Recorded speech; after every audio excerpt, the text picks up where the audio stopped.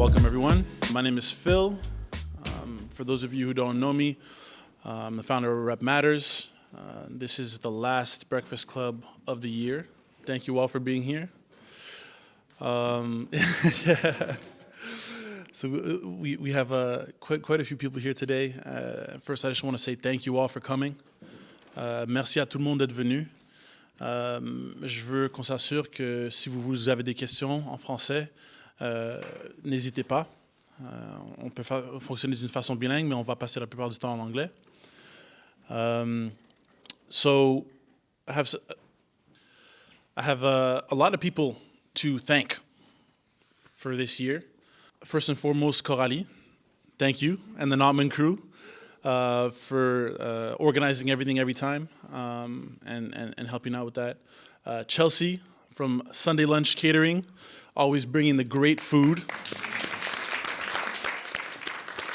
Always coming through. A huge thank you to our partners. So we have the CDPQ and Futurpreneur that are our partners in this and really enabled this to continue throughout the year. So huge thank you.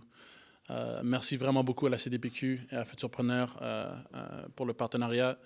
Sans eux, je ne sais pas ce qu'on aurait fait. So thank you. I want to give a huge thank you to Frank for making the time today in the middle of the day, despite COVID and the snow and everything and this and that. So thank you for being here. I met Frank about a year and a half ago. He was one of the angel investors who came in on the Black Entrepreneurship Prize at Startup Fest. We do a pitch competition, $100,000 at Startup Fest every year now. I didn't know who Frank was, but now I do, and I'm very glad I do. So I don't know how to describe what you do. It's a lot of things. Community leader, ex-politician, again politician, entrepreneur, but all in all, a community presence, I guess, is the best way I'd kind of describe you. So welcome and thank you for being here. Thank you. Thank you. Nice You get a round of applause for the guests, yeah, please. Yeah.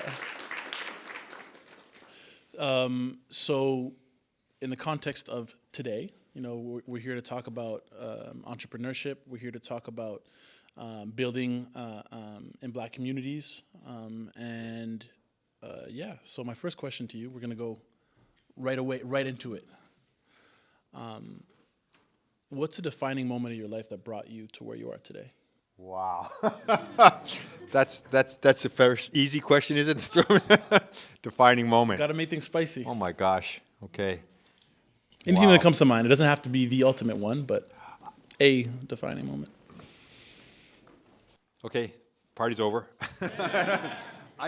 That's an excellent question. I don't know if there's any, I don't know if I have any specific defining moment.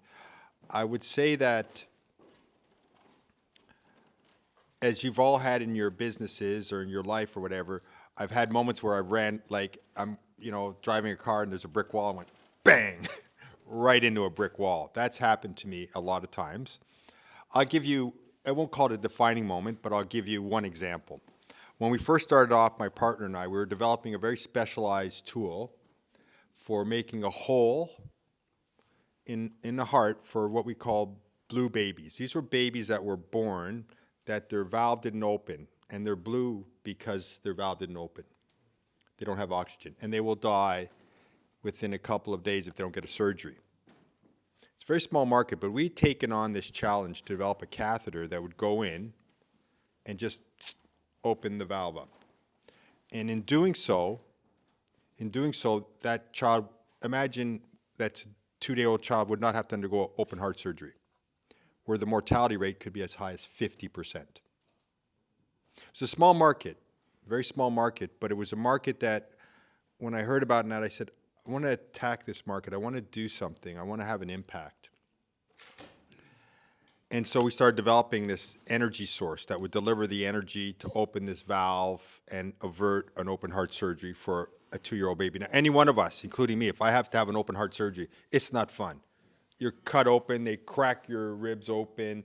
They take your heart. They cut it open. They sew you up, and you got a huge scar the rest of your life, and you're in bed for 6 months. Now imagine you're 3 days old. Anyhow, so we had taken this challenge on, and we developed the box. But when the box delivered energy, it did something called ventricular fibrillation. When your heart starts fibrillating, and it's supposed to go boom, boom, boom, boom, but it doesn't. It fibrillates. And if So you it, have it caused fibrillation? It caused ventricular fibrillation, which if you have, when you hear about these people that have an attack and die within 2 minutes, that's ventricular fibrillation. So we tested it, and it caused ventricular fibrillation. We ran right into a brick wall. And for like, I'm an electrical engineer, my partner's electrical engineer, and for like 2 days, we're like, we were in a big company, all the money we'd spent, all the energy we spent, and the source was causing this fatal side effect, not like a little side effect. So that's an example when I had a defining moment, because we ran into a brick wall, and for 2 days we cried. And then after the third day, we got up, we dusted ourselves off, and we said, well, we got to figure a way to deliver the energy without causing this side effect. And we did. We changed the form of the waves that was coming in, and we put these certain specialized filters that would not induce ventricular fibrillation. And what we had been doing is, you ever see those, you see it in the movies, hey, the guy's dying. What they're doing is shocking the whole heart, trying to reboot it. And we were doing that on a micro level, but causing this thing. And we found a way not to do that, which we patented. And then we went on and were successful in that development. And that was your first product?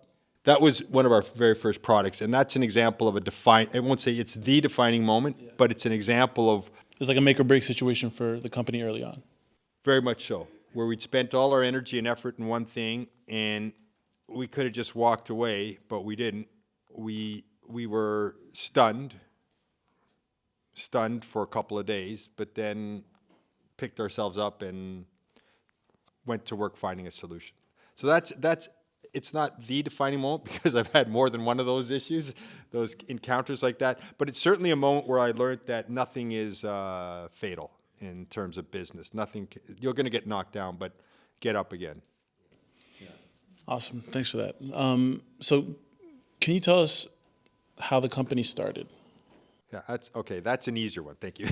So the company, and many people see my last name and they make the assumption that I started the company. I did not. My mother started the company, and I have to tell everybody like that. If my mother was sitting here, she'd make sure you all knew she started the company. So she's not with us anymore, but I'm letting you know my mother started the company. What had happened is my mom started in 1983. There was a doctor in France.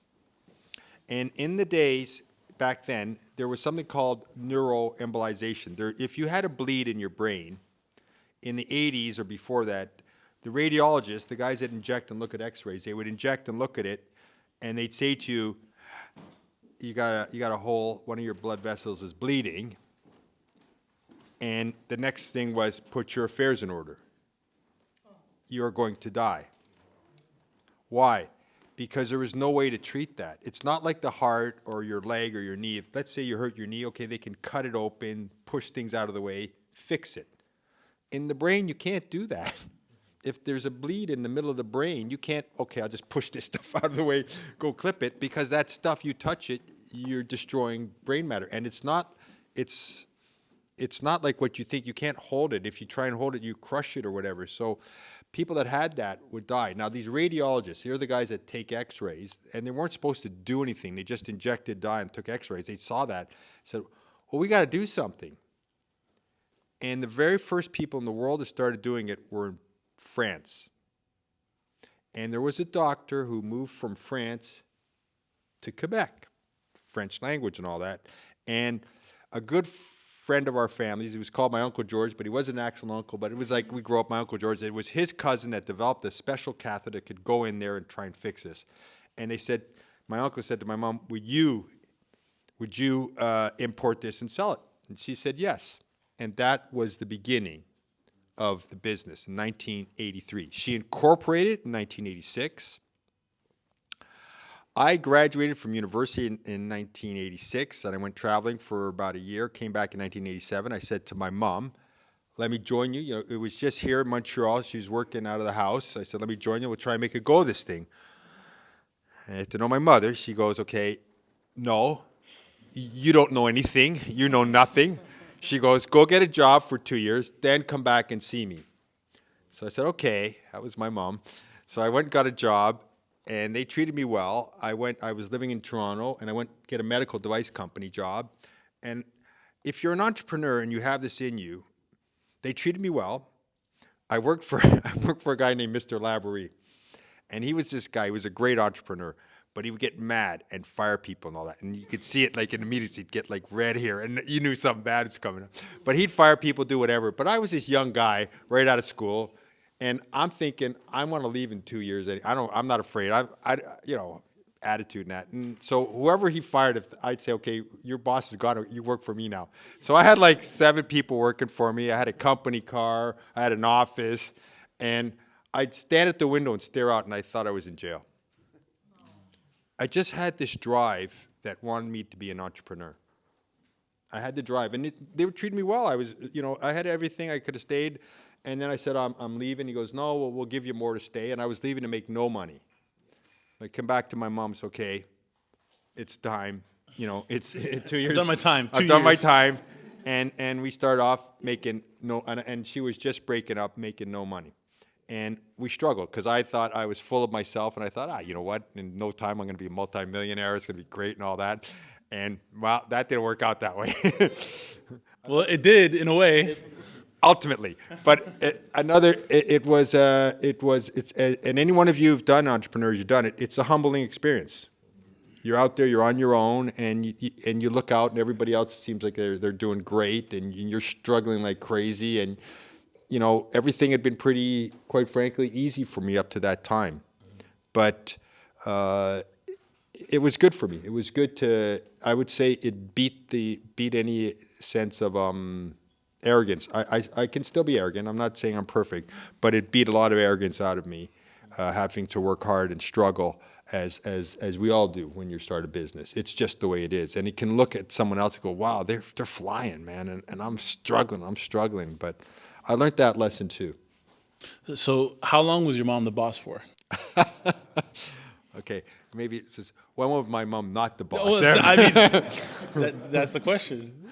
I want to say one thing about my mother, and this is really something interesting I learned about. For me, growing up, my mother's from Barbados. My dad's from England. And my mother was a very, very powerful character, very powerful woman. And it was funny because I get asked a lot, and especially I see this with women entrepreneurs, right? It's very funny. I'd say, like, my mom started a company, and sometimes people say, "Yeah, but your dad helped her." I go, "Yeah, I mean, she told him He stuff. cooked the meals. If she said, put this in an envelope and send it or whatever." And I realized that for some people, they had a hard time believing that a woman was really the driver, it was her business. And my dad was not an entrepreneur. My dad was an engineer. I mean, he helped my mom as much as any spouse would help like that. But he didn't have nothing to do with it, not at all. And so it was just interesting. But for me, I only realized that when I would give in talks and people would ask me, "But didn't your dad help?" And I just go, "Why are you asking me that question?" Because for me, growing up, it was just natural that the powerful force to your question, who was in charge, was my mom. And if there was going to be a business, it was my mom was going to start that, not my dad. You know what I mean? My dad was a very strong man, too. I don't want to undermine him, but it was my mom that was going out into the world and doing stuff and being that entrepreneurial spirit. And that, so I encourage, when I see women, I tell them that story a lot. And my mom was a fighter, and it's her business that got founded. It was small. I'm not going to say it wasn't. It was a micro business when I started. But you probably heard going from 0 to 1 is a lot harder from going from 1 to 10. And it's true. So when I started up, it was at 1. I took it with her, and we went a lot farther. But I didn't have to start at 0. And I'm very reconnaissant. I'm grateful, and I recognize that very much, And so you come in, you're at 1. you said you wanted to, make millions of dollars in this, but what really was the ambition? Did you want to create something that impacted the world, or was it strictly, hey, let's make money? Like early on, what was your motivation? What was your drive fueled by? So for starters, if you have the entrepreneurial spirit, you have it. And it's something inside of you that calls to you that I want to, do my own thing. And I just wanted to be my own boss and grow a business. I would say my internal drive was always entrepreneurial in nature. I was always looking to do my own thing. I wanted to be wealthy. There's nothing wrong with that. I want to be rich. I had when I was at university in 1980s, we had like this. I was an engineer, training as an engineer, but if you did certain courses, you could go on and get an MBA and become get an engineer MBA. And I was doing that. I ultimately stopped doing it because I wanted to be an entrepreneur, not a business manager. But MBA is good to have, don't get me wrong, but I just was into that. But at the time, there was a guy who was truly an entrepreneur. And there's funny things you learn at university, right? Or the teachers that impact you. So this guy's name was Graisley. And he would come and he would talk to us, and he would drive like a Rolls Royce. Okay? And he'd come in, boys, we were mostly men. He was, do you know how much it costs a muffler to Rolls Royce? And he'd start complaining about his muffler and his Rolls Royce and that. So one time, and the bankers will appreciate this, so he comes up and he goes, boys, okay, he's talking business. He was a business guy, but we're like these kids in university. He goes, okay, when's the last time you took your bank manager out for lunch, boys? When's the last time you took your bank manager out for lunch? We're like sitting there going, what? like, who has a bank manager? What do you mean? And so nobody puts their hand up, right? Nobody puts their hand up and goes, boys, you got to stay close to your bank manager. You got to make sure he knows what your business is going on so there's no surprise with your bank. And in retrospect, 20 years later, 10 years later, okay, I understand what he was trying to tell us, you know what I mean? Like, be close to your managers, don't work with your bankers and all that. But like, his worldview was like, we're all these business guys and that. But it was interesting, those lessons that I learned. I didn't understand them at the time, but it was really impactful. Now, coming to your question, one of the things he did teach us is this. He said, look, what kind of business you're going to have. You can have a business that's running a corner store, a dépanneur, and that's a good business. But that business cannot be a billion-dollar business. It can if you buy up all the ones like we have here with Bunny Swall, who's one of the wealthiest men in the world, because he did that. But he explained to us that there's many different levels of business. And when you choose a business, be aware which one you're choosing. So if you say, look, I want to be like making $200 million a year out of this little dépanneur, then that's not reasonable. If you say, I want to be a franchise and have 1,000 dépanneurs and make $100 million a year, he goes, that's reasonable. But he explained to us that aspect of business, and that stuck with me. And I said, I want to have a business that can grow. Now, I give these talks a lot, and after I give these talks and I go to another place, some guy says, hey, Frank, I heard you talk and you said this and you said that. I always say to people, okay, whatever I say, take with a grain of salt. But there's this other company, they're doing quite well, and the guy said, I don't know if you know this, Frank, but years ago you came to our university and you gave a talk, and I talked about the size of business, and him and his partner were debating which one to go into. And they said, because of that idea that you gave, which I got from Mr. Graisley, who I'm sharing with you, they said, we decided to go this way, and we're really happy because this can take us really in a direction that we want to grow in. So it's just to be aware when you're building your business or when you're looking at it, don't have like something that is, how would I say, incongruous. It doesn't make sense that this business can get you where you want to go, or that business can. I may say, I want to do business internationally. I really like traveling. Okay, well, find a business that lends it to. Don't, again, if you have a dépanneur, you're not going to be doing international travel. But if you're developing some products that are needed around the world, then you can. So it defines your life to a certain degree, the business that you choose to do. Yeah, that's a really interesting point. And I think that there's often a disconnect, actually, when I speak to a lot of Black entrepreneurs who want to try to scale like lifestyle businesses, like regular, like you know, whether it's, I don't know, a clothing brand or whether it's a restaurant or whatever the case is, these businesses that are often found in our communities.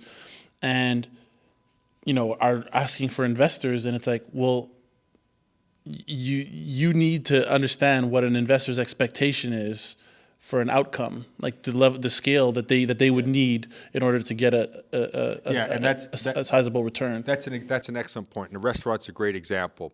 You have the best restaurant in the world, and it's a restaurant here. You can be full every day of the week, and it's great, but you can't scale that unless you say, I want to franchise it. Then it's a different story again. So there's different ways of doing it, but I do see that a lot with people that have not thought out what's coming after part A. And as you see these investors, they come in and they say, look, if I want to invest because I want money back, you may love your business, but I love my money, but they want to see their money grow or whatever. So they're looking for opportunities that can scale to a certain way. But restaurants as a standalone, no, but restaurants as a franchise, yes. If your margins are good enough, yeah. But it's tough business, but yeah. It's a tough business, but I'm seeing some young guys. I know the guys that started Spice Bros. I don't know if anybody's seen that. Okay, so Spice Bros is like fast food Indian. Good idea, and they started off. I know Arjun and Curran, and they started off like that, and then they started franchising, and then I talked to them, and they're doing great, and they're going to start moving into Toronto, but they didn't go too early. They got the way they built the business. If you're building a business for franchise, it's a certain way. If you're building it just to have a name brand big restaurant but not changing, it's a different way. And for example, when you build a franchise, there's a saying, I'm not going to say the word, but it's don't F with the franchise. Don't F with the franchise, meaning it's like McDonald's. You put the hamburger on for 1 minute, 10 seconds. It beeps, you flip it. Don't bang it. Don't touch it. It's very high quality control. Why? Because a franchise is, I had this meal here, and I'm going to get the exact same meal there. Where if you have just a basic restaurant, you're only getting that meal in one place. So franchises, the way you build that and the way they designed it was such that it could be franchised. So everything is process driven. And they did that. And then they're very smart. They didn't say, I'm going to franchise very quickly everywhere. They got, okay, let's get 1 up, 2 up. Let's work out the kinks, 5, 6. Okay, we're here. Now we can go somewhere else. And then they also know what the value of that franchise is going to be when they hit a certain number of restaurants. There's these bigger companies that buy you. And they're well aware what the numbers and the margins can be. So they've thought the whole thing out, if I could say that. Yeah. Did you take on any investors? Okay, I did not. And we were a bit of a rarity because we were a high-tech company that did not have investors. That's crazy. There's a couple of reasons why. We were very lucky. And what happened was this. So when we started, and I joined my mother in 1989, back then, the beginning of venture capitalism and all that started in Silicon Valley. And back then, the concept didn't exist, really, other than Silicon Valley. And they were so busy, those guys there, they said, if you want to invest, you come here. We're not even going to New York. Forget Boston. They wouldn't even leave. So they'd say, you want money, come here, we'll talk to you or not. But we're not even bothering getting on a plane to come and see you. Because it was so unique what they were doing. And then it spread across the States, and then it was coming to Canada. But when we were starting, there was not the big concept hadn't started here. So I had gotten a bit of money from the Quebec government, like $50,000 to work on one project. And man, I found that so tedious because the government would come and ask me questions about this, questions about that, and they wanted me to find a supplier that was Quebec-based when the best supplier was maybe Minneapolis. And I was saying, like, I want to do the right thing for the business, not like, so I realized they had a different agenda. And that right away put a sour taste in my mouth. Okay. Then the second thing was, we were lucky because my mom had started a distribution business, so she was importing and reselling. And then when it started to go good, there was me, my mom, and my partner Chris, who I went to school with. There was the 3 of us, and we were growing the business and that. We didn't go and buy nice cars. All the money we had, we put back into development. And I remember I told you about that first machine we developed, right? And we took the money and put it back in, So we were lucky that we didn't have to go get external money. And then the third thing that happened to me that really sealed it is when I was a young guy, and I'd come to these things, people say, hey, Frank, if you're ever in the neighborhood, drop by and see me. These other entrepreneurs. And I'd go, yeah, sure. And then week later, I would drive to the guy's house. I was just in the neighborhood, you know what I mean? But I would go and learn. And there was a guy, I loved him. Believe it or not, it was on Sherbrooke, just further down, right by Notre Dame Hospital right here. And he was developing the first, what they call telemetry systems without wires. So now when you put on these things in the hospitals, before you had to have wires monitoring you, and you've got to get to the bathroom, they'd unplug you and that. Now they just put them on and it's wireless. He was developing this, and I go see this guy. He was an old guy. He was my age, but he was an old guy back then to me, young guy. And he was full of energy. I love the guy. He was, oh, Frank, I'm working on this. Frank, I'm working on that. And then one day he got like a huge investment, like $20 million. Hey, Frank, I just got a big investment, and it's going to blow up and that. And the next time I went to see him, I saw him, the life had gone out of him. After he'd got this $20 million, he goes to me, Frank, I'm just an employee. And I went, ouch. And because basically what people don't realize, when they're all thrilled to raise money, you lose power, you lose control. And when I saw that, I said, that was like a wake-up call for me. So by the way, if there's venture capitalists here, they don't like when I talk. John just walked in like. they generally don't like when I talk. You need venture capitalists, but what I tell people is, and I've seen this too many times, go as far as you can before you take any money from them. Get as much done as you can, and when you get money, do not waste a nickel of it. Because I've seen too many times they raise $10 million, they feel rich, and then money goes down, then they got to raise more money, and then their power goes down. So I've seen this many times. So I was lucky because I was scared straight. I had this distribution business that I was able to use to fund the research and development, and I'd had two experiences. One that I'd lived with government money, which I found very painful, and then my friend who I'd seen take this hit and take the life out of him. So I purposely worked not to take any money. And I had flow charts of cash. This is good. I had flow charts of cash by the month. And I'd pay myself a little salary, my partner and that. And if I had no money, I'd say, give me the money back, right? Like he'd get his paycheck, but I say, you got to give me back, because like monthly, if I sold whatever, I had these charts. I had to know my mom. And so one day I'm living like this on the edge, and my mom goes, my Aunt Elaine, my mom is a big family, and my mom loved her brothers and sisters, and her sister was struggling. She goes, I hired Aunt Elaine as our secretary. I'm like, what? I have no money in that, so I had to find a way to pay an extra little bit for my aunt for a while, who was solely unqualified for anything.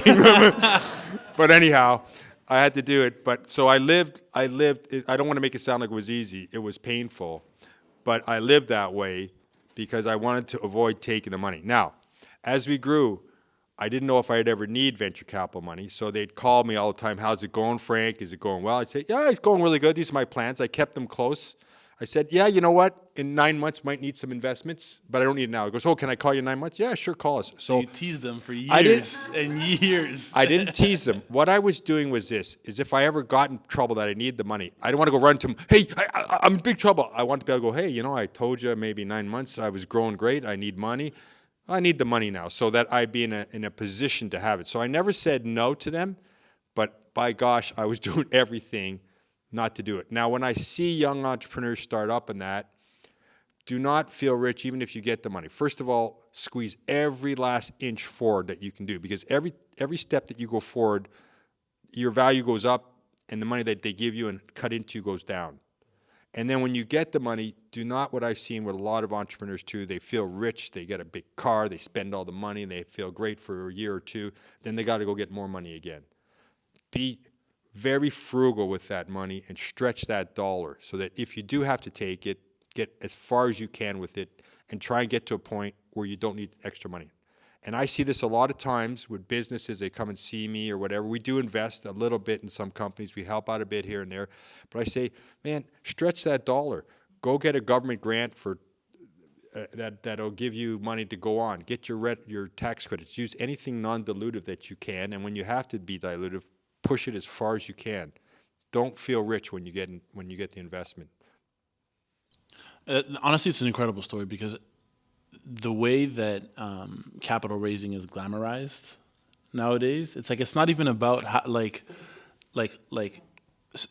building a business anymore. It's just announcements of how much capital you Exactly. raised, and it's like no one's Phil- tracking if you're but doing Phil, well. it's an excellent point because let's be clear. If someone comes up to you and says, "I want to give you 20 million for your business," wow, that's a huge vote of confidence. So you do feel good, and you do go, "Wow, it's weight off my shoulders," and all that. And there is a tremendous glamour to say, you're hanging out with your friends. Well, I raised this much. My company's raised that much. Okay, it sounds great, but like I said, it shouldn't be glamorized. You should look at it very cold and if you're going to get an investment, go as far as you can. But also understand if they're only going to invest in certain types of businesses.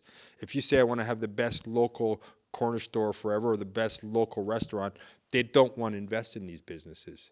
They need to see a certain size and a growth and when you're going to sell or when you're going to do something to make money. Mm-hmm. So I am constantly talking to young entrepreneurs, anyone starting off, to be very frugal and don't get glamorized or sucked in by thinking it looks great. I had that example I told you about, the guy just down the street here who was thrilled. And the next time I saw him, He realized he's an employee. that whole spark, that whole joy was gone. And I never forgot that. So you mentioned hiring your aunt.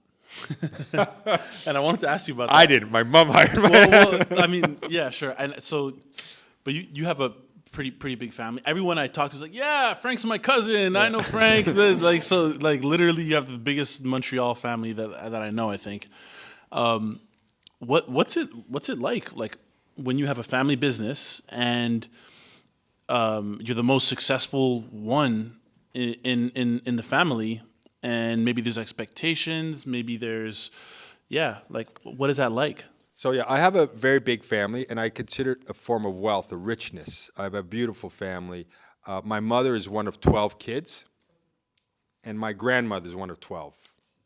And when my mother immigrated here, she did, like many of the immigrant families did, one by one sponsored her brother, her sister, everybody come up, got them married, threw them out, got the next one out. And then, so out of the 12, they all got Canadian citizenship, but like someone couldn't take the cold. So some went back to Barbados, one went to Florida, one to Puerto Rico, but about 6 or 7 were here. And they're Bajans and very educated and that. But what I did do, and there's a good question there about family businesses. I have a brother and 2 sisters. And when I joined my mom, I love my brother and sisters and that, but I said we're going to have a shareholders agreement because I'm not going into business with my brother or sisters. I don't want you to give them one share. Nothing against them, but I'm going in business like this. And then if you're going to get out, I'm going to buy you out. So a lot of people get into this. It's my family. It's okay. No. You have to have these very clean, hard conversations. This is what we're expecting. This is what it is. So I made a shareholders agreement with my mother, and she didn't like it. And then she would say, my mother was very open-hearted person. Like I told you, she just hired my aunt just to give her money. She knew she wasn't, my aunt needed a job, she gave her money like that, but like, whatever. But she would have said, I'm going to give her 10 shares. Or if I said, no, you're not giving her any shares because I'm not going into business with my aunt or even my brother or my sister. So I had a very strong shareholders agreement with my mother. And that was a really good thing to do. And I met a guy just at another talk. He said, Frank, I heard you talk, and I put a shareholders agreement with my family. I said, are they still talking to you? I said, yeah, it's okay, but but you got to do it. Now, I made a mistake when I joined my mom. The business was tiny, and she gave me the shares. I didn't buy them. It wouldn't have cost me much. Even if I couldn't afford it, I should have had an IOU. I should have paid her for my share of the shares. That bugs me to this day. Now, we did very well. I've sold business 5 times now. And one of the times we sold, my mom, what happened with us, the business grew, got bigger and bigger, and so it was really valuable, but I didn't have the money to give her to her, right, when she said, I want to get out. So we sold a big part of the business, I want to say 2009, and I was able to take part of those proceeds, pay my mom, buy out her shares, and she could retire. And then my brother and sisters all touched money by, virtue of my parents giving them money and that. But I had this strict thing in place. And I probably could have paid her back then, like, I'm saying maybe $20,000 for her version of the share she gave me. I should have done that. And I'd say if you're doing that ever, even if you want to be generous, make them pay. It's the right way to do it. It's a proper business way to do it. And I didn't do that. Now, I could pay her the $20,000, whatever. She made millions, but it's still something I learned. You know what I mean? And it's not easy having a family business. And so what happened is, sadly for me, my mother slowly had dementia. But at the beginning of it, it's not obvious when someone's going and getting dementia. It's very hard because they start doing and saying stuff, and what the heck? And you think they're still lucid, but after they've had dementia for 10 years, you go, yeah, the person's got dementia. It's very obvious. But at the beginning, it can be very hard. And we had problems, and we had arguments or that with my mother. And I said to her at one point, I said, listen, we go into business, we're business partners. We go to your house, whatever, I'm your son. And then I said, I'm not ever talking business with you in the house again. And she'd try and talk business when I was at her house. I said, no, I'm not talking. I refuse to talk business in the house. To try and delineate. So I'm in the house, you're my mother, I'm your son, I'm going to do it all and that. But in the business, we're partners, and it's a different conversation. So I tried to put limits like boundaries like that, and said, okay, in the home, that's it. And then what happened, this is my mother, a very strong lady, so we would argue. And then I would say, listen, Mom. My mom, when I was a kid, she said, Dad, when we argued, he did it, she did it. But she goes, no. It takes two to argue. It's two to tangle, right? You're both to blame it. I said, Mom, when we were kids, you always said when there was an argument, take two to tango. I said, listen, I'm willing to take 99% of the blame. Well, you take 1%. You have to know my mom. No. I said, all right, Mom, you win. But I said to myself after that, I said, my relationship with my mother is more valuable to me than the business. So when we had a fight, and a lot of times it's her fault because she had dementia. And it's part of. I realize that in retrospect. I just go back to the house and say, hey, I'm sorry, whatever the hell it was. And when people have dementia, at a certain point, they'll look at you and go, what the hell you got my ring for? Why are you wearing my ring? And in their mind, that ring is their ring. Or they look at your credit card and they go, that's my credit card. And you go, it's not your credit card. But they see your credit card, and you go, it's not your credit card. You go, what, do you think I'm an idiot? You don't think I can see it's my credit card? Because their brain is getting messed up on that. And their body's still okay. And you're not aware of that when these things happen with dementia, if you've lived it or not. But at the beginning, it's very, very challenging. At the end, you realize, okay, the person's got dementia. We know that. And she was going through this, and I was saying, what are you saying this or doing that for? But then I said, to heck with it. I'm just going to say I'm sorry for whatever and that. You know what I mean? But it was hard. It was hard, and it's not an easy thing for businesses. But in that sense, I tried to put limits and work within the family business in that way. And so, did anyone in the family, in your immediate family, ever work for the business at all, or no? No. My sister or my brother might have helped out a little bit, like my father helped out. I'm not hiring you. No, they're all very successsul, my brother and sisters. And well, we talked about your sister. So his sister was my doctor at some point, and Len's.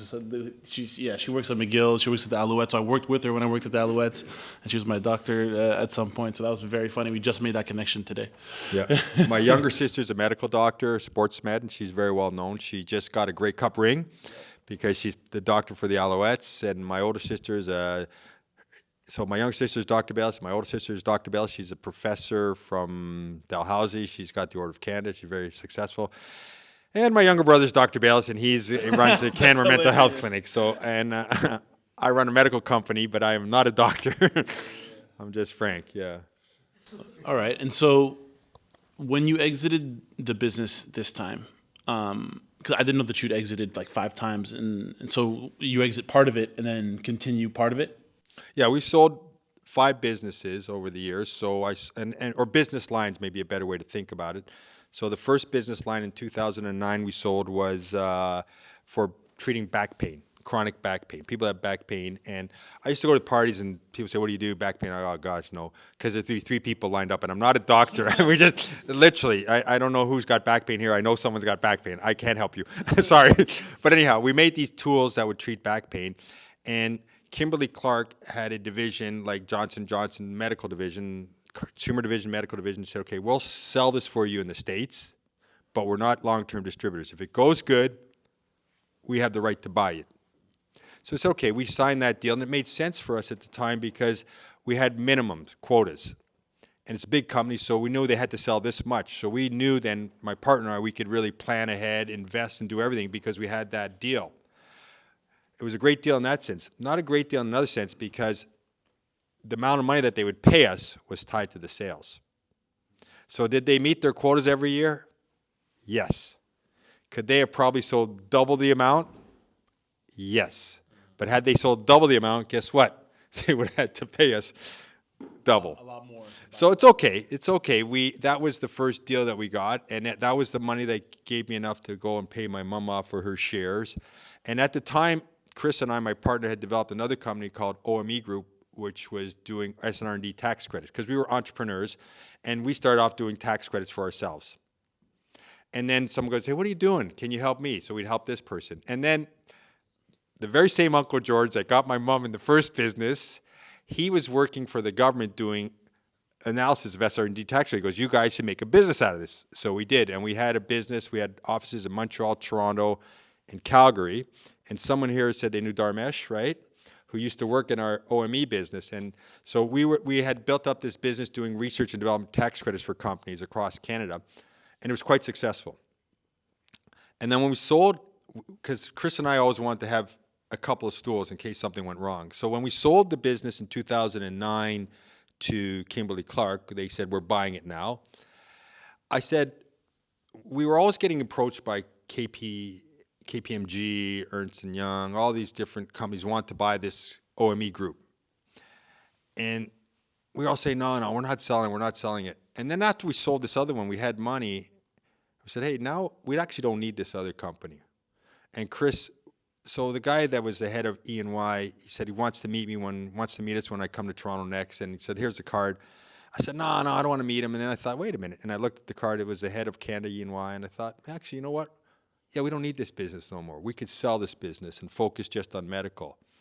And so we sat down with the Ernst & Young guys, and we cut a deal, and we sold that business. And so like Dharmesh, that you know, he was working for us. And I'm very proud of the fact that Dharmesh is now a partner in Ernst & Young. A lot of those people that work for us are partners at Ernst & Young. I saw Dharmesh by happenstance, and the basketball guys would like this. He has season tickets to the Raptors, and it just worked out. I was in town, and the guy he was supposed to go with on opening night was not there, and I got to go to the Raptors game thanks to Dharmesh. Awesome. But he's done very good, and so we're proud of that fact too. So that was another business that we built and sold, and then we sold three others. What happened was when we were developing this tool for back pain, we designed another tool for treating bone cancer. Why? Because cancer in the bone is the worst, unfortunately. And people get cancer once it gets into the bones. It's generally terminal. And we were palliating that because they had two choices. Either you're under drugged up for the last 6 to 12 months of your life because the pain is so bad, or you're not on drugs and you're in pain, but you want to have quality of life. So we would go in and kill everything. We would kill the nerves of cancer. We're not curing your cancer, but we would take away the pain. And we hadn't finished developing that when we sold to Kimberly Clark, and they said, we don't want that. So we kept developing it, and then this other company called Medtronic, which is the biggest medical company in the world, they bought that line from us. So that was the third business we sold. And then Medtronic came back to us and said, hey, you know, years ago you built this really nice back pain thing for Kimberly Clark. Will you build something and sell that to us? And we said, yeah, we'll do that. And we built that and sold that to them as well. And then we were working in cardiology, and that's the business that we just sold. It concluded in the spring of last year, and we sold that business. But again, when we sold that business, we kept a small part, which works now in radiology. So I've always sold but kept the piece and then regrown the piece. So when we sold the business to Boston Scientific, which is another one of the very big medical device companies, we were benefited in the sense that Chris and I what happened is this: we'd already sold 4 other businesses, so we weren't super excited or getting worked up about it. And I'm not saying this to brag or that, but we didn't need the money. We didn't have to sell. Things were going great. We'd already sold other businesses. So what happens with a lot of entrepreneurs, your business starts to be worth something, but you're not actually worth much. And if something goes wrong with your business, you're back to square one. But we had taken money off the table we had been lucky. Yeah. So after we finished this deal, and it was for a lot of money, then the guy said to us, "Wow, you're like the calmest people we've ever dealt with. Normally, there's at some point someone's partying, banging the table, demanding I've done this this or 4 that." times already. Yeah, but by virtue of having done it, and by virtue of not really needing to do it, we were calm about it, and it went very well. Yeah, the process went well. But I had no idea that you'd so. That's insane. I thought this was the only sale of your company. You were fine before then. Yeah, so we were okay before it, but because we were okay, we didn't have any nerves about it. You know what I mean? And we were lucky. In business, you got to be smart. You got to work hard, and by gosh, you got to be lucky. Okay. And anybody that tells you that they're not lucky is full of it. Anybody that tells you they did it on their own is absolutely full of it. I give this talk all the time. There's no such thing as a self-made person. No such thing. It's funny. I gave this talk on a podcast once, and the guy came after me, the next guy that was a guest on the podcast, and he goes, "I heard your previous podcast with Frank Baylis, and I got to tell you something about this thing, self-made man. He's totally wrong." That's cool. He goes, "My dad is a self-made man, this and that." And I go, "Okay, whatever." But he's absolutely wrong. There is no such thing as a self-made man. Now, this is interesting because I'm a huge fan of Arnold Schwarzenegger, okay? And I just finished reading his book yesterday, but the last chapter starts right up there, and he goes, "You can call me Arnie, you can call me Schnitzel, you can call me Termy, you can call me Schwartzy, but don't ever say I'm a self-made man." That's the last chapter. And I have a lot of respect for this very successful person, but that's something that you should all know as entrepreneurs. You're not self-made, and the more people that you can get to help you, mentor you, guide you, support you, the faster and better it's going to go. So I really encourage you, dissuade yourself of that. Look, I read Donald Trump's book, the first book, Art of the Deal, which, by the way, I'm not a Trump fan, but by the way, the guy that wrote the book. That was a good asterisk. I was like, where are we going here, Frank? Where are we going here, Frank? The guy that wrote the book, and I was super impressed. Trump, self-made man, all that. It's all bull. It's total bull, because the guy that wrote the book, when Trump was first about to win the nomination for the Republican Party, he starts ringing the bell and goes, I wrote the book, it's all lies. Do not. But it was too late by then. But all that to say that I was impressed, and I thought I'm going to be a self-made man. And then I learned over the years, what a load of crap. And I'll tell you honestly, even the fact that my mom had started the business, at the beginning it kind of bugged me, because I wanted the credit. I wanted to say, I did this, and even and it was small, but I said, it bothered me. And then I started to think about it. I said, what an idiot you are, Frank. What an idiot. Like, when you're a baby, if someone doesn't look after you, you're dead. You cannot feed yourself. Well, I looked after myself when I was 1 year old. Yeah, sure. Or when I was born 6 months, someone didn't feed you, look after you, care for you. No one is alive today if someone didn't look after you completely, because you can't do anything. And any one of you sitting here is because you're educated and successful. There's no way that I didn't have a teacher. I learned it all by myself. Yeah, BS. I started to think about this. And then I started to think about my mom, especially because she's my business partner. And, when I was so my mom looked after me, made sure I was clothes, made sure when I needed denture, braces, I got them. Everything she did for me. When I was in high school and I was full of energy and I get in trouble, my mom would go, don't kick him out. He's not a bad boy. And I said, okay, so my mom looked after me. My dad helped me when I first went to university, gave me a bit of money to get started and all that. But now I go, okay, but I did it all on my own after that. I said, who cares? What nonsense. So when did you start on your own, doing it on your own? No, but when I got to here, it was all on my own. BS. Everything I was helped. Every single step of the way. So when I give that talk about no such thing about self-made man, and this guy was saying that his dad came with the $10 from wherever, India, whatever. Yeah, my mom came with nothing. I've heard all that story. And I'm sure if he talked to his dad, he would say tons of people helped his dad. Tons of people helped me. And the faster I learned that lesson, the faster I got growing. The faster my business went. Because I no longer had to be the know-it-all. I no longer had to make all the calls. I could listen to other people. I could learn from other people's mistakes. And man, it was huge. And I got humbled. And it allowed me to grow bigger, faster, better by listening and learning and listening from everybody else's mistakes. So I tell everybody, get that out of your head completely. I went through that process, and I do not believe 1 ounce anybody's self-made. And I want to see the guy who goes, yeah, when I was 1 year old, I fed myself. I did that. Yeah. No, that's a great point. Something I did want to touch on is your racial identity and how that influenced your life growing up. How do you identify? That's a great question. So my dad's English, and like both my parents have passed away, and both my parents had a huge impact on my life. I consider myself extremely lucky to have had wonderful parents, and not everybody's born, and that's again just luck. So my dad's got the mustache and hello, how are you? You know, British guy and all that, and very Cartesian. And my mom was from Barbados, a young colored lady, just full of life and all the Caribbean world. So I grew up predominantly in my mom's world, just because my mom's family.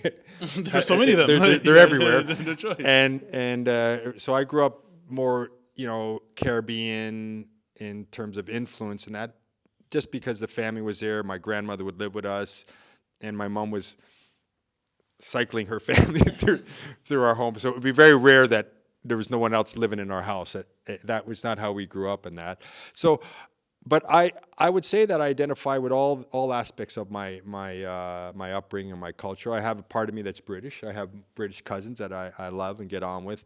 I have, if you look at a family photo, because of the depth and breadth of this family I have first cousins that are Jewish. Why? Because a brother of my mother married a Jewish lady, and they're raised Jewish. I have another ones that married a Hindu person, and they have a background part Hindu, a Sikh, you name it. That must be some fun. We have holiday parties. We go when you have reunions in Barbados. There's a lady that wears a hijab, right, or whatever. So and if you look at a picture of them, you'll see very dark skin to people like on my dad's side that turn red when they go in the sun and that can't even tan. So I grew up with this, and this is the width and breadth of my family, and that's how I see myself as part of this catchment of this family, and I truly, like I mentioned, but I think it's a form of wealth that I am very blessed with, that I have this phenomenal background and family members, and we meet and we touch and that. And I'm one branch. My mom's one branch of the family is the Clarks, and you would know some Clarks. I knew the Clarks. And the Clarks are all stubborn.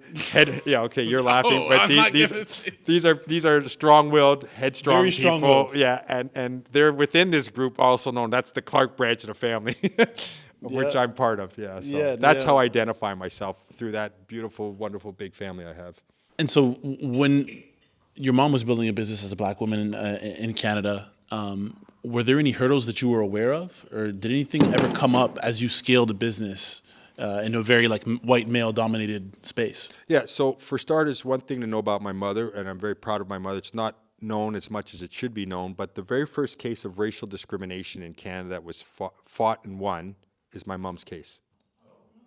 Many people don't know that, but in the 1960s, people say we don't hire black people. It was not. We were 60 years out from that, but it was like that. And that happened to my mom right here at, again, walking distance from where we are, Queen Elizabeth Hotel.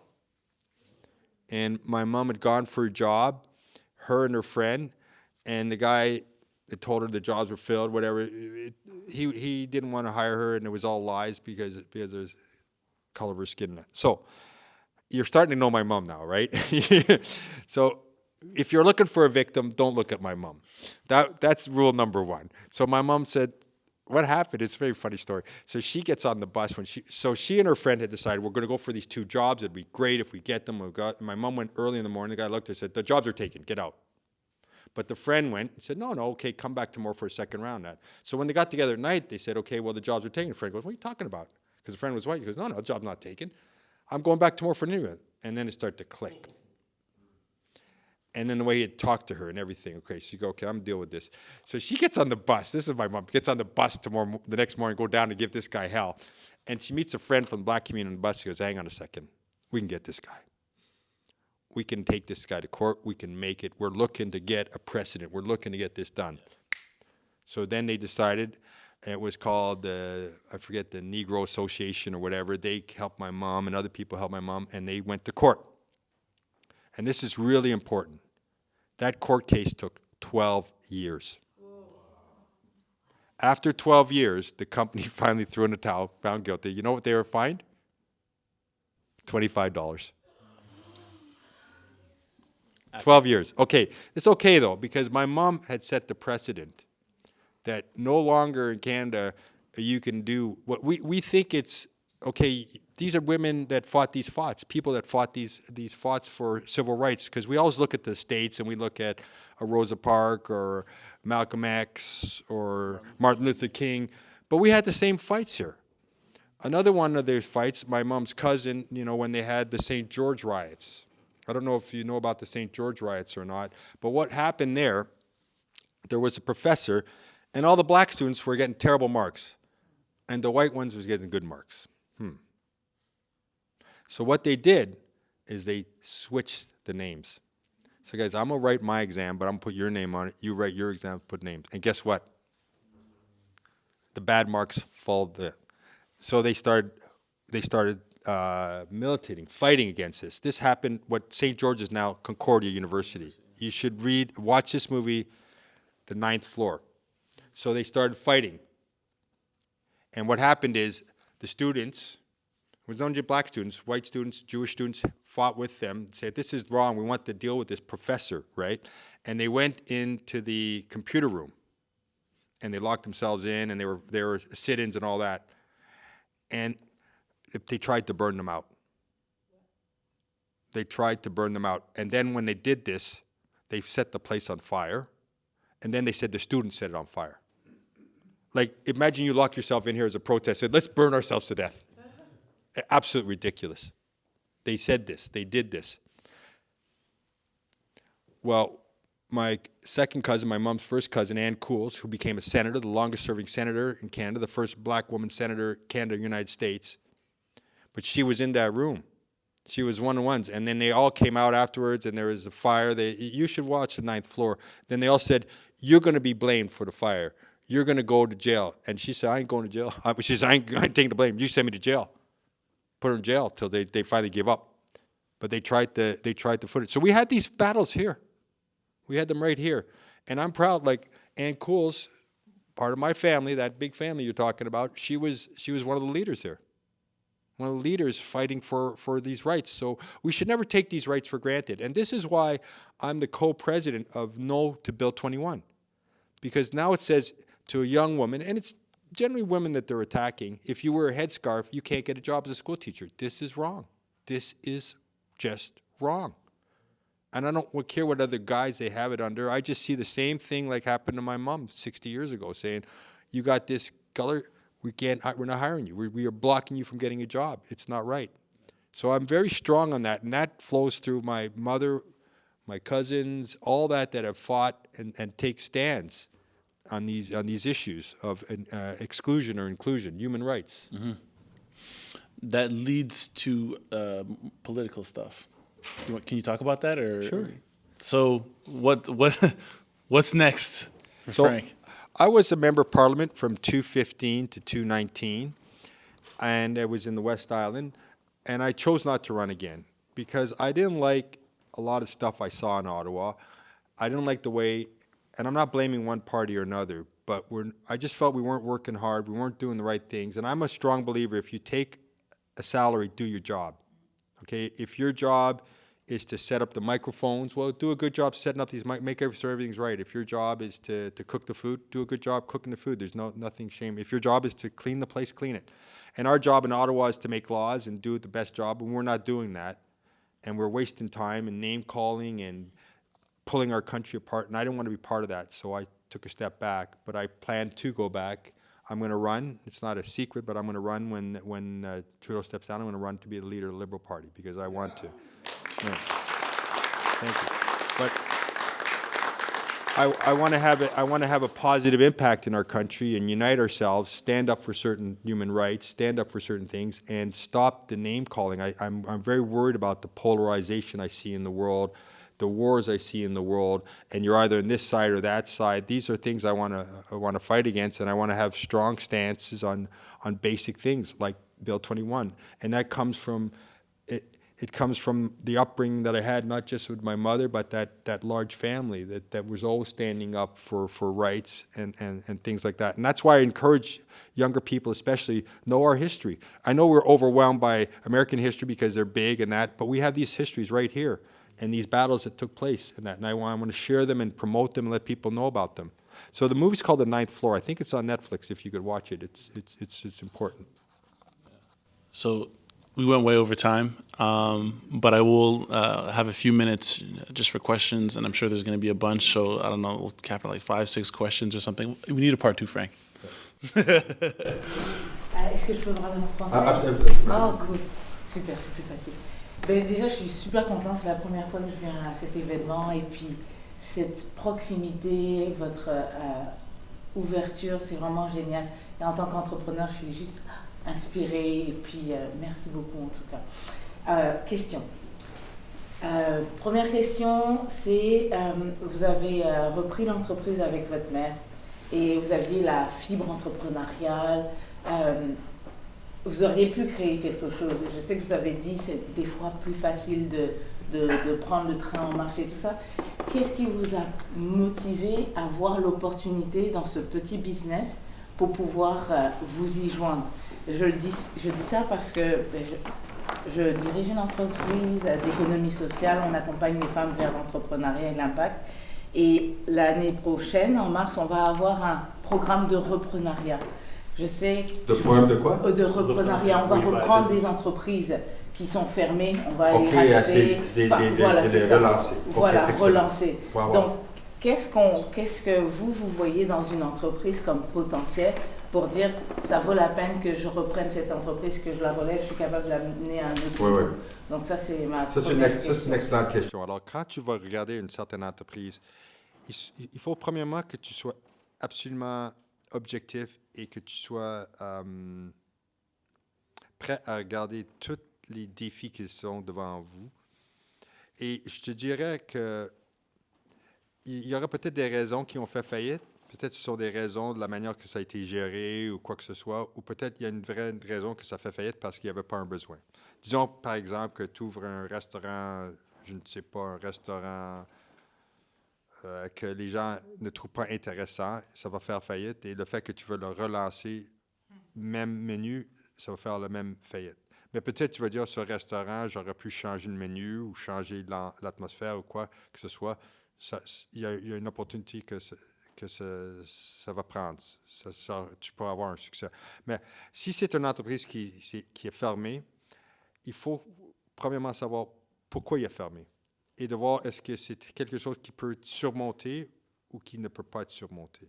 Mais je le regarderais d'une manière sérieuse et que tu sois honnête avec vous-même et que tu parlerais avec des anciens entrepreneurs qui ont géré l'entreprise pour voir, OK, est-ce qu'il y avait une bonne raison? Peut-être qu'il y avait une raison que ça allait très bien, mais ils se sont fait, et je vois ça plusieurs fois, ils ont voulu grandir trop vite.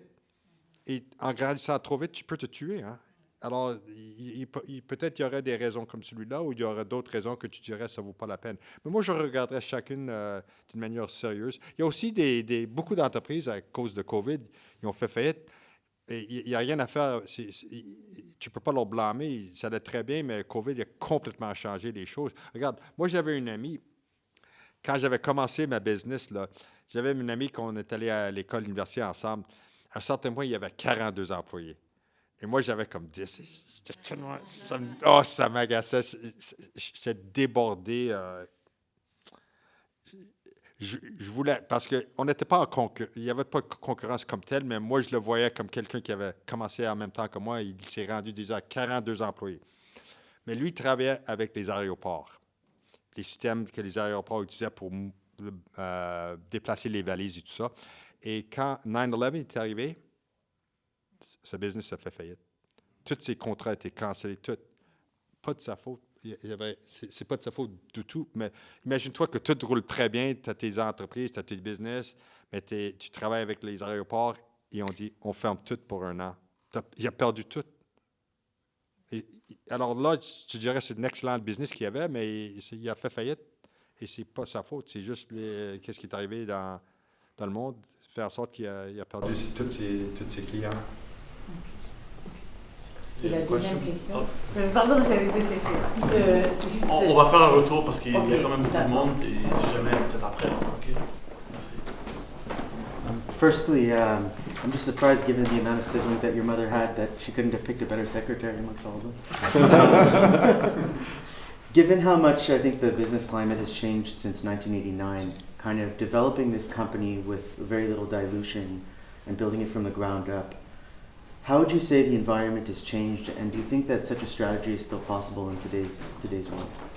That's a great question. So what's happened for your generation is acceleration, the speed of change. It getting faster and faster. So there's a lot of businesses that you want to be one of the first out there, because if you're not, you're going to get run over. We were not in that situation, and the first things we chose to develop were smaller markets. When I talked to you about the pediatric market, the big companies didn't care. Why? Because it's a small market. So we could eat at the edge of the pie. We never took a big bite of the pie because they'd try and kill us, but we ate at the edge of the pie. But if you say, look, I want to build the next Chat GPT, you better get to work real fast, and you better take money in that, because if not, Don't even try. well, I'm using that as an example, but it might be too late already for that one. But things are happening so fast, and the rate of change, if you're asking me what it was like 30 years ago to today, I'd say the rate of change is such. Having said that, depending on how you want to build your business in that, you can go to a market and eat pieces of the market without trying to take a big bite. But if you say, I want to go to war with Microsoft or Google, you better have hundreds of millions of dollars backing you and all this kind of stuff, right? So you have to take money. That's just depending on the market you're after. But let's say you say, I want to make a pizza franchise. You go, well, pizza franchise? Well, look at Domino's, Little Caesars. They all started with nothing, and grew up. And these guys, Spice Bros, they came up with an idea. They're going to be very successful. I can see it. I can see the way they're building and all that. So if you look at your business and decide, are you in a race or not, and then, or do you have time? And some businesses you don't have any time, some you do have a bit of time, and that will dictate how much money and how fast you need to spend it. But these businesses, a lot of them, you're in a race. I would say that, and you need to be aware of that. So I guess it could directly correlate to the amount of competition in the slice of the pie that you're taking. Exactly, and what piece you're after. But if you find something that no one's there, or very few people are there, or what happens a lot in business, it's transplanting it. So you go to Europe and you see, hey, look at that. That isn't here yet. The guy that Burton did the snowboards, he was in Europe. So look at that. I'm going to bring snowboarding to North America. He transplanted an idea, and I see this tremendously happen where people see a great idea somewhere else. You say, let me bring it to North America, or let me take this North American idea, bring it to Europe or Asia or whatever. So moving business is a very good example. It's interesting though. So it's almost like there's three strategies. It's either have a huge market and try to tackle it, or try to take a small segment of a market, like a market within a market, or create a new market by bringing something from somewhere else. I want you to think like this, okay? I want you to think of, like, you ever seen, everybody shows you that picture where they fill this with rocks, and they say, is it full? And then they put little rocks in. Is it full yet? And then they put the sand. Is it full yet? No. And then they put the water. Okay, you've all seen that, right? I want you to think of this in one way, though. The big rocks are the big companies. But there's a lot of space between the big companies. And why? They can't go there because it's too small for them. So there's certain markets that if you can go after that are what they call niche markets, are not so big that there's room for small players, because the big guys go, yeah, we know there's a little market there. Like in our field, medical devices, pediatrics. It's only for kids. It's not a big market. We want the big adult market where it's at. So we're not interested in that market, or very few people are. So when we started there, we were lucky when we started that pediatric product for children, because not the big guys aren't interested in that.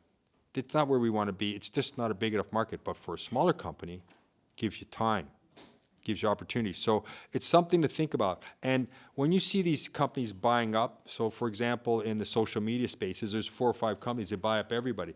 But that means there's a lot of spaces for smaller markets, smaller opportunities in there that you can get your foot in the door, and then once you're in there, you can be a small rock, and then you can grow, become a medium-sized rock, and then maybe become a big rock. But there's going to be little opportunities like that. So keep that in mind if you're looking at your business or whatever, to see if there's opportunities where I have a little bit of breathing space. Very cool. Would you say that the multiple businesses that you started with your business partner, do you think that you would have been able to do these on your own? Or you really found value in having a business partner and not being all by yourself, starting these businesses and selling them? Yeah, so I'm very lucky. I have an excellent business partner. This didn't happen by chance, I tell that. I chose him. He might say no, but I went to University of Waterloo, and the guy in the year, I always joke with him, because the guy in the year before, I'm 1986 graduate electrical engineering. 1985 electrical engineering was Mike Lazarus. I don't know if you know that name. BlackBerry. So I always said to Chris, I should have got him as a partner. But I'm okay. Chris worked out good.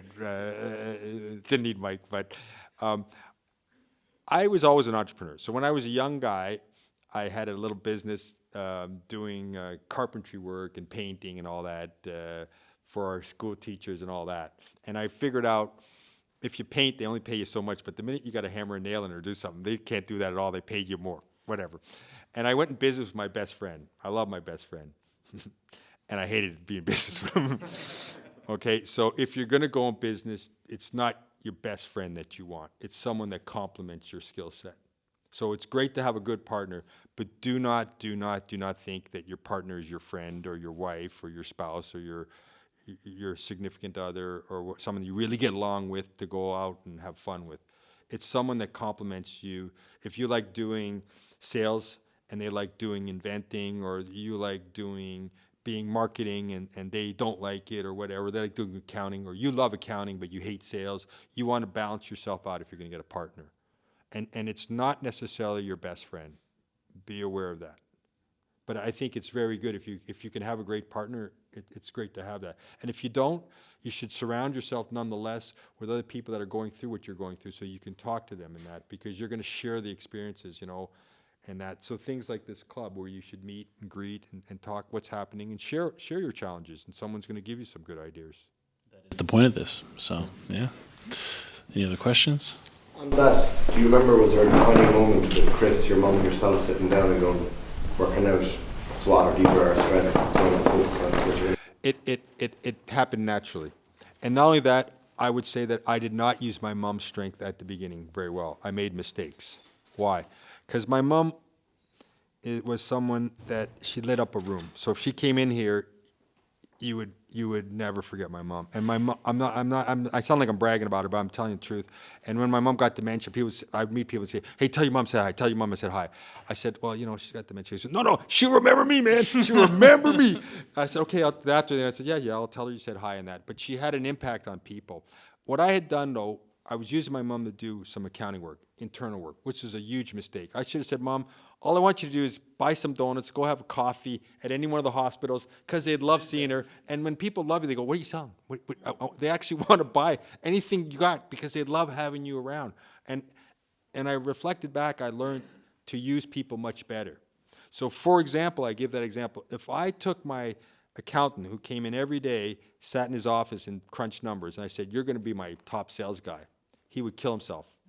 And if I talk my top sales guy, I said, every day you're going to come and sit in this office and you're going to do the numbers, he would kill himself too. They're both excellent at their jobs, but they had to be in the right job, the right person. So I learned that lesson. That's a good question, Mark. I didn't use my mom as much as I should have. I did a little bit at the end, but I should have figured that out way earlier. So just, don't even try to sell anything. Just show up. Talk to people. It's a form of marketing and being present. So using the right person that complements you in the right way is really important in business. I'll take one or two more, yeah. Maybe early for that question, but with your successful, success in entrepreneurship, and you have a tremendous quality by to support others, you decided to go back to politics. So what's in your mind? You know there's systemic challenges, etc. Are you thinking of specific things to have a deeper impact beyond what you're in the way I live my life, in the way I reflect on my life, is I decided I'm going to live till 99. Okay, why 99? Because Halley's Comet's going to come back. I said, I'm going to look at that and I'm going to die. Okay, right? And there's this group of people called Raelians. They think they can live on Halley's Comet and take off. Okay, I don't know about that. But I said, at some point in your life, you're lying in your deathbed and there's nothing to look forward to. You can only look back. So, for example, today you got up in the morning and said, I'm going to look forward to come to see Phil. Who's this guy, Baylis? Listen to him talk. You got something to look forward to, something to accomplish. But at some point, you're only going to look back and say, what did I do or not do? And at that point in my life, I said, if I don't run, even if I run and lose, okay, I lost, that's all right, but I did it. And if you feel that about anything, you should reflect deeply on that when you're there, do I need to do this? Because at some point, we're all going to pass away. And you can say, well, I didn't do it because, whatever reason you give yourself now, and it's over for you. You have nothing to look forward to. You can only look back. I said, do I want to have done this? I said, yes. So to answer your question, that's what drove me. That's what drives me. And anything that you're reflecting on, anything. I want to travel to Brazil to see this rainforest. Well, then do it. Because you don't want to be in your deathbed going, I didn't do it because it was like an extra $1,000 or it wasn't the right time.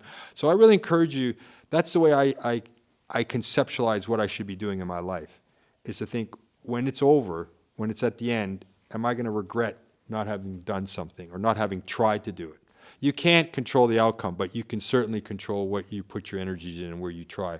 So whatever it is that's calling to you, I say go for it. Whatever it is. It doesn't have to be business. It could be politics. It could be anything, sports, whatever the challenge that you feel, traveling, that calls you, do it. Or plan to do it seriously. Don't just think about it. Well, thanks so much. I have like maybe like 10 questions. One question, please. To be honest, but yeah, I'll spare everybody. And Phil, you guys got to do a round two. Like seriously, seriously, Frank. You should do a podcast. That's a good idea. Frank and his family. Absolutely. One for each, an episode for each member. But seriously, the political questions, I'm sure we're going to get to them eventually, especially, in terms of like how you will roll out, I guess, your next steps campaign-wise. But about your business, you have basically 5 spin-offs or 5 like exits, and you're still holding like this essential nucleus of the company. My question for you about that is, how do you see yourself and the company as like a generator of innovative like business units, and is that like maybe your actual business? Is to do what? To generate ideas? To generate all these things, and then basically, I mean, did it happen like maybe accidentally? How we generate the ideas? Well, it's more like the process of actually creating all of these units or these innovations that can then be sold. So, like, was that okay? I fall into it, or was it intentional? So what happens is people say, you'll hear this a lot. I decided this, and I decided that, and I went here, and I did this, I did that. Okay, it doesn't work like that at all.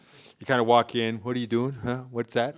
So what happened for us a lot of times? This baby catheter I told you about that could open the valve. So we go see a doctor who goes, I'm using this to go from the right side of the heart to the left side of the heart. It's called transeptal. Oh, yeah? Well, why are you doing that? And because I need to do this procedure. Okay, well, one wasn't really designed for that, but we could design something better for that, for this application. That's the one we sold for $1.75 billion US. Because a pediatric doctor took it and started using that tool somewhere else. Why did they do it in pediatrics? I'll tell you why in pediatrics. Because no one makes tools for them. So they go, I got this problem. If I know the adult guy got this. If I cut it in half and I stick it here, I can help it work and that. So we were working with these doctors, and that's an example. We said, okay, they take something, and the really adventurous and thinking ones go, if I do this, I can make it work and that. And we say, okay, well, hang on a second. We'll develop that right for you. And some of the products that we had great successes were built off something that wasn't a success. We tried to do this thing in back pain, didn't work at all. But then we said, but wait a minute, we could use it here, and it worked really great here. So the people say I decided A, B, C, D. I've never seen that, and that's certainly not what happened for us. We meandered along. But one thing we did do is whenever some doctor, which was our customers, said something, we're like, what? Tell me exactly what you said. What do you need this for? Why are you trying to do that? Okay, and then we go make something, and we bring it back, how about this? No, I don't like this and that. And we made mistakes there. I'll tell you what we made a mistake with. We worked only with one doctor, and he goes, now it's perfect. When it was, it's perfect for you. The other guy's, I hate this. You know.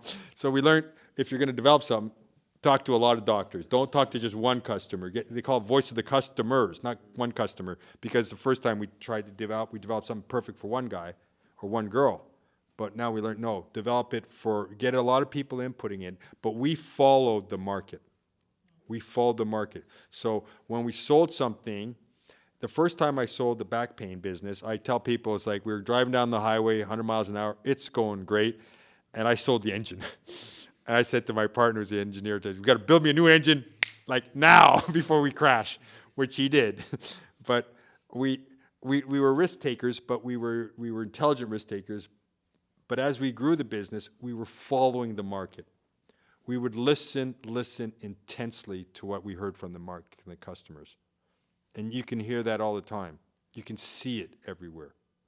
If you're in a restaurant, man, everybody's buying this dish. Nobody's buying that dish. Well, listen up. Promote that dish. Or everybody wants this service I'm offering. Nobody wants that service. Well, promote that.